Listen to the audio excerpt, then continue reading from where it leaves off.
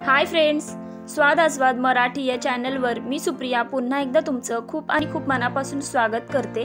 आज परत आपण एक मोदकची रेसिपी अशी घेऊन आलो आहोत। रेसिपीला तर सुरुवात करूयातच, पण त्या अगोदर तुम्ही जर आपल्या चॅनलला सबस्क्राइब केलं नसेल तर नक्की सबस्क्राइब करून ठेवा। चला तर आता आपण रेसिपीला सुरुवात करूयात। इथे मी ओरिओ बिस्किटचे 3 पॅकेट घेतले आहेत। आज आपण ओरिओ बिस्किट पासून मोदकची रेसिपी पाहणार आहोत। आता हे आपण काढून घेऊयात एका प्लेटीमध्ये। अशा प्रकारे आता आपण यातले बिस्किट्स काढून घेतले आहेत। आता यातील जी क्रीम आहे ती सुद्धा आपण एका वाटीमध्ये काढून घेऊयात। क्रीम काढून झाल्यानंतर ही जी बिस्किटे आहेत ती मिक्सरच्या भांड्यामध्ये आपण फिरवून घेणार आहोत। त्याची छान अशी बारीक पावडर करून घ्यायची आहे। अशा प्रकारे इथे मी पावडर करून घेतलेली आहे।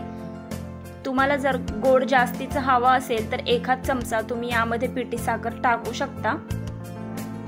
आता यामध्ये आपण थोडंसं दूध टाकून याचा गोळा करून घेणार आहोत।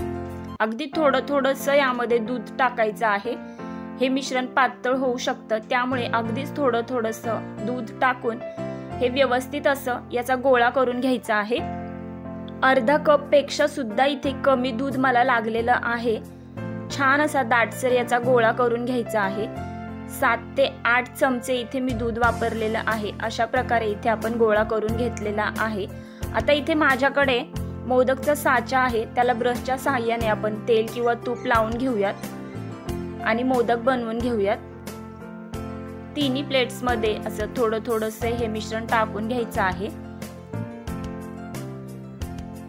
हे बिस्किटचं मिश्रण टाकून झाल्यानंतर थोडंसं हे आतल्या बाजूने प्रेस करून घ्यायचं आहे। व्यवस्थित असं प्रेस करून झाल्यानंतर जी आपण क्रीम एका वाटीमध्ये साईडला काढून ठेवली होती, आता मध्ये आपण ती ऍड करणार आहोत आणि पुन्हा हे जे बिस्किटचं मिश्रण आहे त्याने व्यवस्थित असं कोटिंग करून घेणार आहोत। तुम्ही पाहू शकताय किती अप्रतिम असा हा मोदक तयार आहे। अशाच प्रकारे मी सर्व मोदक इथे बनवून घेतले आहेत।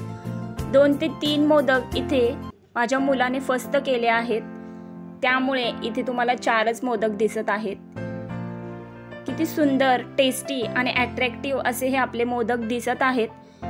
आजची ही मोदकची रेसिपी तुम्हाला कशी वाटली हे मला नक्की सांगा। रेसिपी जर आवडली असेल तर रेसिपीला लाईक करा।